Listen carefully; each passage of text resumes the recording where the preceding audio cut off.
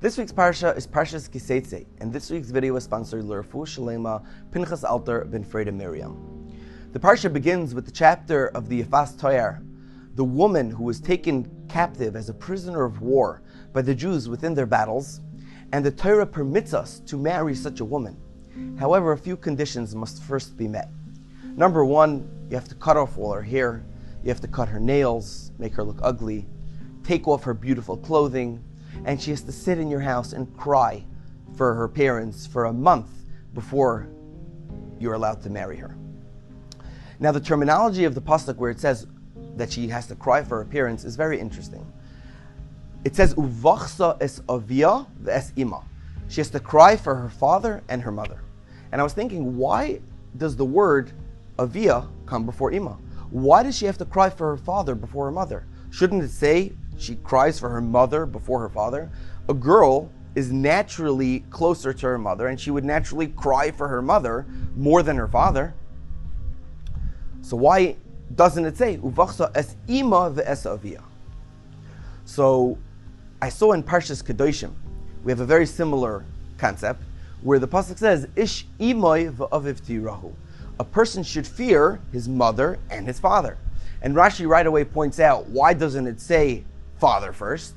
The answer is because we're trying to tell you the chiddush first, the novel solution, which a person wouldn't think. We're telling you first to tell you even that you have to do. For example, Ish imay v'aviv tiro, a person naturally fears his father, so therefore the father goes last. We're telling you that even your mother you have to fear. So we're putting the word mother before father to tell you that that's more important, because of course you're going to fear your father. A person naturally fears his father more than his mother. So we put mother first to tell you that even your mother you have to fear. Fine. However, when it comes to the concept of honoring parents, it says in the Aseret Dibros, Kabir es avicha ve'es imecha. First it says father, and then it says mother, for the same reason. Because just as a person is naturally closer to their mother, so they'll honor them more than their father, the pasuk says, Kabir es avicha, first it tells you to honor your father before your mother, because a mother, of course, you're going to honor. But even your father, the Torah is telling you have to honor. So bringing it back to this week's Parsha, I think the concept is pretty simple. Ubachsa es avia. First, you have to tell the person to cry for her father, and only then mother, because a mother naturally she's going to cry for, so therefore it's placed second. But since a woman especially, won't cry for her father as much as her mother, so therefore we're telling you avia first, that she has to cry, or she cries for her father before her mother.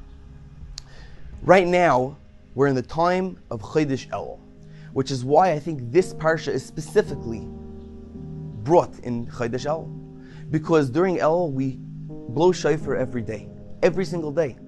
And the shofar is supposed to remind us of HaKadosh Baruch Hu, of our relationship with our Father. The tears that we're crying, that we're going to cry Rosh Hashanah Yom Kippur, we should even start now. The sound of the shofar is tears, is a person crying, sobbing, wanting to get closer to their Father in heaven. Uvachsa es avia ve'es ima. You should cry for your father.